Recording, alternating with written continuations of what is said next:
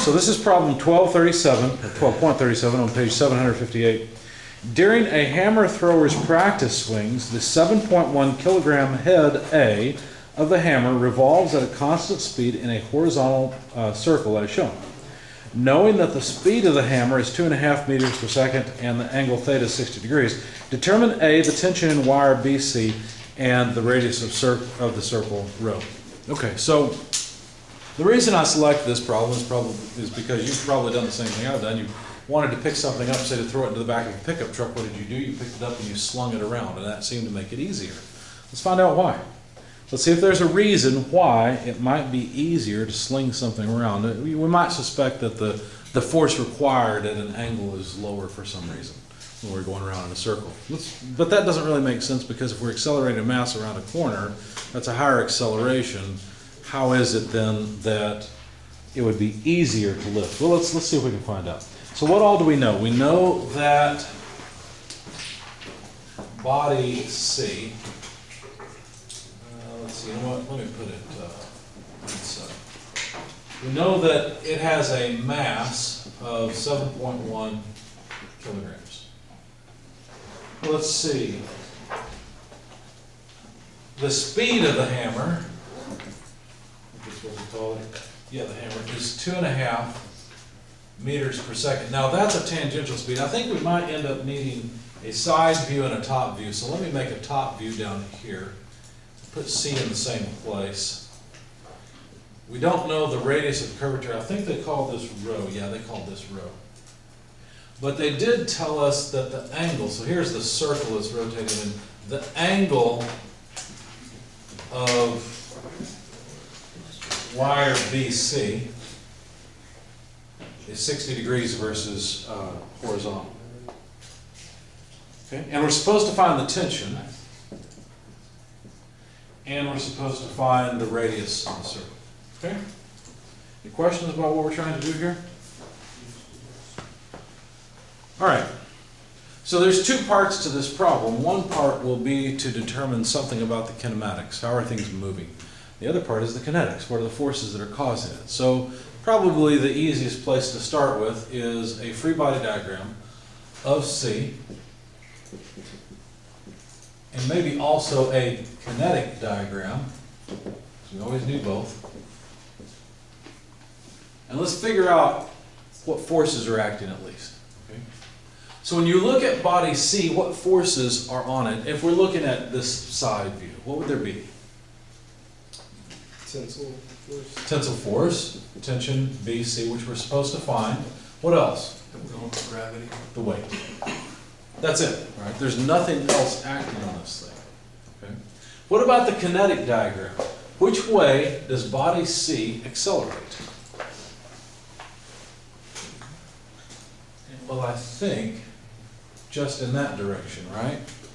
Well, we have to select a coordinate system, because what we really want to do is we want to draw the acceleration in conjunction with the coordinate system we choose. So, for example, I think since we've got a radius of curvature and it's a circle, I think what would be wise to choose would be a normal coordinate and a tangential. So a normal tangential coordinate system. Of course, we could draw a Cartesian coordinate system if we wanted to, but unless we need it, I won't bother with it. Okay, so the tangential direction is coming out towards us. If we wanted to, we could also attach, say, a z direction.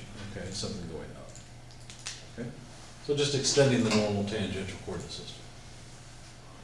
So now, if we consider acceleration, or the dynamic forces, I should say, we'd have mass times acceleration in the z direction, that's the positive z direction, and mass times acceleration in the normal direction. Okay? Or maybe I should say J and N bar. Okay? Now, I'm not going to bother with a mass times acceleration coming out of the board. Why not? Because it's not accelerated in the tangential direction, it's just moving at constant speed. Could I say anything about the magnitude of the normal acceleration? I think so. The normal acceleration, I think, could be computed pretty easily. Let me just put it here for lack of a better place. The normal acceleration magnitude would be the square of the velocity divided by the radius of curvature. However, I don't know the radius of curvature. But at least I can use this in lieu of the normal acceleration magnitude, and I know its direction, so that's helpful. But at least that gets rho into the equation. What else could I do? Well, I could sum forces, right? Because that's what chapter 12 is all about. Sum of forces equals mass times acceleration. What directions would I want to sum forces in? Well, if I were to sum forces in the z direction, well, it looks like that might help me out because we'd have negative weight plus TBC multiplied by what? Well, sine of theta, I think, right? Where 60 degrees is theta. So what would that be equal to? Well, that's the mass times acceleration in the z direction, but the acceleration in the z direction, I keep saying that, I mean, and it shouldn't be j, this should be k, I'm sorry. K goes with z. We know that acceleration is 0 because the plane's not moving up and down that the hammer is turning in. So actually, this should give us the tension in BC, right? So the tension in BC would be equal to, let's take the weight to the other side, divided by sine of theta. So we're hoping, we're kind of thinking, well, maybe the tension in BC will be less than the weight.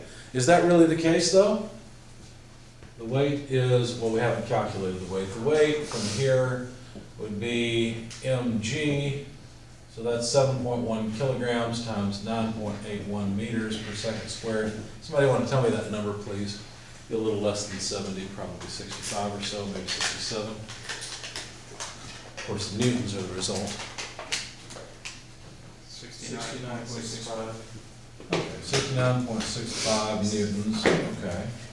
So 69.65 newtons, don't get rid of that answer in your calculator because we'll need to divide it by the sine of 60 degrees. What do we get in that case? 80.42 or 43. Well, now things seem even more confusing, don't they? Why on earth would we take say you're trying to get a tire into the back of the truck. Why would you take that tire and sling it around to lift it? It's heavier when you do that because you're having to accelerate it around in a circle. Well, maybe we can answer that in a second. Let's try to figure out the radius of curvature. How would we do that? Well, notice we have summed forces in the vertical direction. What about if we sum forces in the normal direction? Let's see, the normal direction, we can call it x or y, whatever, I'll just call it n. Well, what are there? Well, let's see, there's a component of the tension, TBC. How much of it? Well, let's see, looks like it'd be cosine of theta, right? Because here's the angle, 60 degrees, I want the horizontal piece of it. And I think that's it, equals the mass times the normal acceleration, but the normal acceleration would be v squared over rho. We know the tension in cable BC, so calculating the radius of curvature is as simple as taking mass times velocity squared divided by the tension in BC divided by cosine of theta. Just switch TB cos theta with rho algebraically, and that's it. So plugging in the numbers, this should be pretty easy. The mass is, let's see, we could, let's do something. Let's continue. TBC we know is weight, which is mg sine theta. So let's simplify this just a bit farther. TBC is mg over sine theta. We've got cos theta. So that'd be the same thing as tangent theta down here, right? Cosine over sine? Sine over cosine. Oh, We had cosine up here, where you right. did it, yeah. So if we invert and multiply, oh, by the way, the mass will go away. We invert and multiply, then that moves the tangent up. Let me just write it again. Tan theta squared divided by g. Okay. So let's plug in the numbers. We need the tangent of 60 degrees times the velocity squared, which was, there it is, 2.5 meters per second,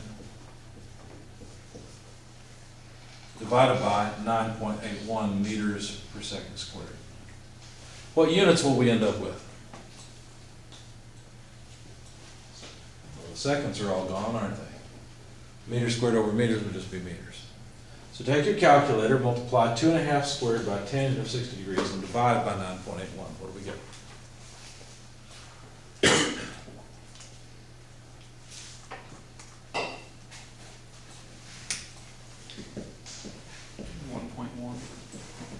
How much? 1.1. 1.1 meters, thank you. Well, that didn't really help us understand anything. Why on earth would we lift a heavy weight by swinging it around? That just makes it heavier. You counteract it with your own weight, I guess, and then you're just No. in tension. No? Think about how you pick up a weight. You reach down, use arm muscles to pick it up. You don't have arm muscles or back muscles, that's worse, right? But you pick it up using your muscles. But wait a second. If I were to just extend my arm and you pull on my arm, how much force do you think you could apply to my arm before I couldn't take it anymore? A whole lot more than my arm can lift. So if what's lifting it is tension in my arms as I swing it around, rather than muscles working, then I can lift it. You see? So that's why you swing something around, throw it in. It's because you transform from using muscles to lift something to using a dynamic motion and tension in your arms to lift it. That's the reason. But it wasn't as bad a problem as it probably appeared at first, right? It's just a little bit confusing. Why do we swing things around to lift them? Well, it's because even though the tension, the load required is greater, you can simply use the motion of your arms to apply that tensile force and lift the weight. Okay? Any questions about that? It wasn't really a fair problem because really what you're doing, you're also accelerating it upward. But that's just a component of this tension force, and it's not all that difficult to apply. So actually it'd be even larger of a force than this 80.43 newtons, which is, so even more than the weight, than that 80.43 is, but still the same principle applies. You're still using tension in your arms rather than muscles to lift, so to speak. Okay. Questions? Comments?